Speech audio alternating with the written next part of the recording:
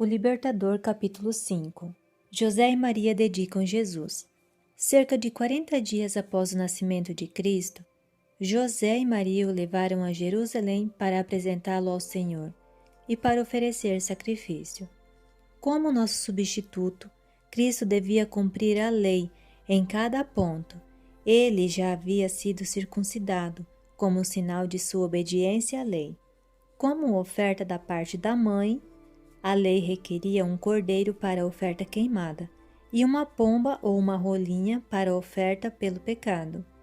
Essas ofertas tinham que ser sem defeito, pois representavam a Cristo. Ele era o cordeiro sem mancha e sem defeito, 1 Pedro 1,19. Ele era um exemplo do que Deus queria que a humanidade fosse, por meio da obediência às suas leis. A dedicação do primogênito tinha sua origem nos tempos mais antigos. Deus prometera dar seu primogênito do céu para salvar o pecador. Cada família reconhecia esse dom consagrando o primogênito. Ele devia ser consagrado ao sacerdócio, como representante de Cristo entre nós. Que significado estava ligado à dedicação de Cristo no templo? Mas o sacerdote não via além das aparências externas. Dia após dia ele conduzia a cerimônia de apresentação de crianças, dando pouca atenção aos pais e aos filhos, a não ser que existisse alguma indicação de riqueza ou posição social elevada. José e Maria eram pobres e o sacerdote viu apenas um homem e uma mulher galileus vestidos com as mais humildes roupas. O sacerdote tomou a criança nos braços e a ergueu diante do altar.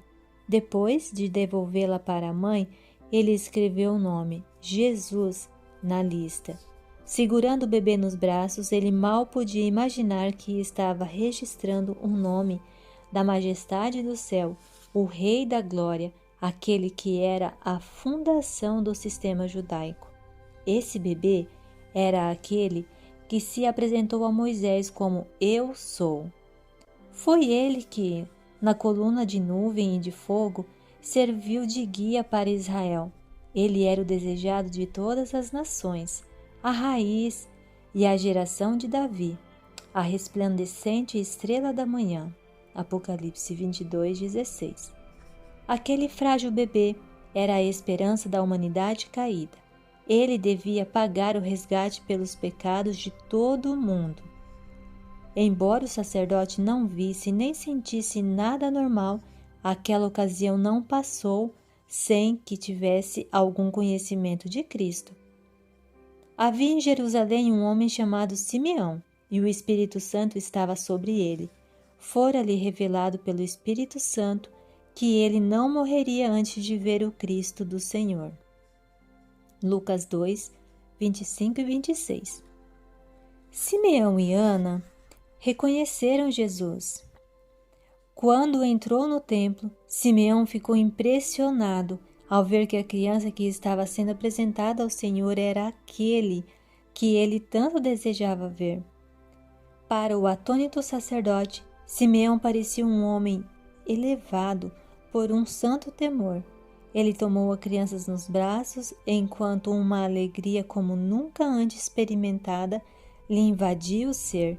Levantando a criança para o céu, ele disse: Ó soberano, como prometeste, agora pode despedir em paz o teu servo, pois os meus olhos já viram a tua salvação, que preparaste à vista de todos os povos, a luz para a revelação aos gentios e para a glória de Israel, teu povo.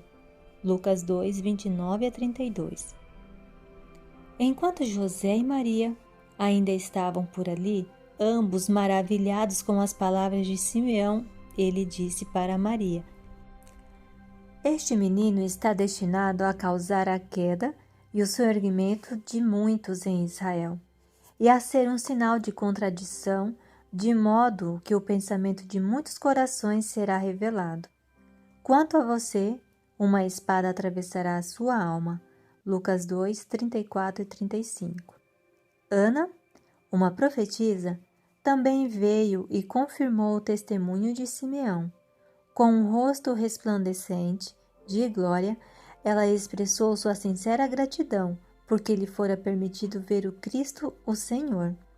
Estes humildes adoradores haviam estudado as profecias. Embora os governadores e sacerdotes também tivessem as preciosas profecias, eles não estavam andando pelos caminhos do Senhor. Seus olhos não estavam mais abertos para ver a luz da vida. Ainda é assim. O céu todo focaliza sua atenção em eventos que líderes religiosos não reconhecem. As pessoas reconhecem a Cristo na história, mas não estão mais dispostas, hoje, a receber a Cristo no pobre, no sofredor, que suplica alívio, e nas causas justas que envolvem pobreza e escárnio, do que estavam 2000 anos atrás. Ao Maria olhar para a criança em seus braços e se lembrar das palavras que os pastores disseram, ela se encheu de brilhante esperança. As palavras de Simeão lhe trouxeram à mente a mensagem profética de Isaías. O povo que caminhava em trevas viu uma grande luz. Sobre os que viviam na terra da sombra da morte, e raiou uma luz. Porque um menino nos nasceu, um filho nos foi dado, e o governo está sobre os seus ombros, e ele será chamado Maravilhoso Conselheiro, Deus Poderoso, Pai Eterno, Príncipe da Paz. Isaías 9, 2-6. A angústia que a mãe de Cristo conheceria, Maria, no entanto, não compreendia a missão de Cristo. Simeão havia profetizado que ele seria uma luz a iluminar os gentios, e os anjos tinham anunciado o nascimento do Salvador com boas novas de alegria para todos os povos. Deus queria que todos vissem nele o Redentor do mundo. Muitos anos tinham que passar antes que a mãe de Jesus pudesse entender. Maria não enxergava o batismo de sofrimento que era necessário para instaurar o reino do Messias no trono de Davi. Como as palavras de Simeão e Maria, uma espada atravessará a sua alma. Deus, em sua eterna misericórdia, deu à mãe de Jesus uma indicação da angústia que ela já começara a suportar por amor a ele. Este menino, dissera Simeão, está destinado a causar a queda e o soerguimento de muitos em Israel. Os que novamente se levantassem primeiro deviam cair. Devemos cair sobre a rocha e nos despedaçar antes que Cristo possa nos levantar.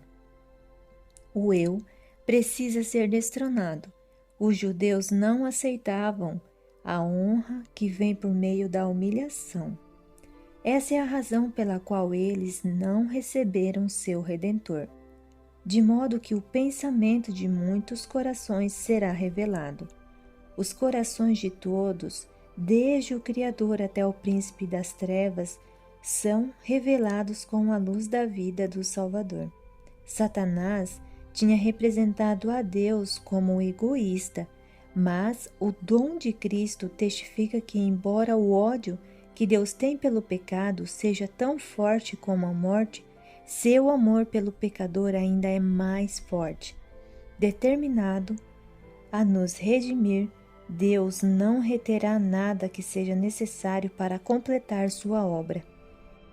Tendo colhido as riquezas do universo, Ele dá todas elas nas mãos de Cristo e diz: use essas dádivas para convencer a raça humana de que não há amor maior do que o meu. Eles vão encontrar sua maior felicidade ao me amarem. Como cada um julgará a si mesmo? Na cruz do Calvário, o amor e o egoísmo ficará frente a frente. Cristo tinha vivido somente para confortar e abençoar, e ao levá-lo à morte, Satanás mostrou seu ódio contra Deus. O verdadeiro propósito de sua rebelião era destronar Deus e destruir Jesus, por meio de quem Deus estava mostrando seu amor. A vida e a morte de Cristo também revelaram os pensamentos dos homens e das mulheres. A vida de Jesus foi um convite à entrega e à participação no sofrimento. Todos os que escutavam o Espírito Santo eram atraídos para ele. Os que adoravam o próprio eu pertenciam ao reino de Satanás. Em sua atitude em relação a Cristo, todos mostravam de que lado estavam. Desta maneira, cada um emite um julgamento sobre si mesmo. No dia do juízo final, a cruz será apresentada e cada mente compreenderá o seu verdadeiro significado. Os pecadores se acharão condenados diante da visão do Calvário com sua misteriosa vítima. Todos verão qual foi sua escolha. Cada questão da controvérsia será esclarecida. Deus não poderá ser culpado pela existência ou pela continuidade do mal. Ficará provado que não haveria falhas no governo de Deus. Tanto os leais como os rebeldes declararão: Justo e verdadeiro são os teus caminhos, ó Rei das nações. Os teus atos de justiça se tornaram manifestos. Apocalipse 15, versos 3 e 4.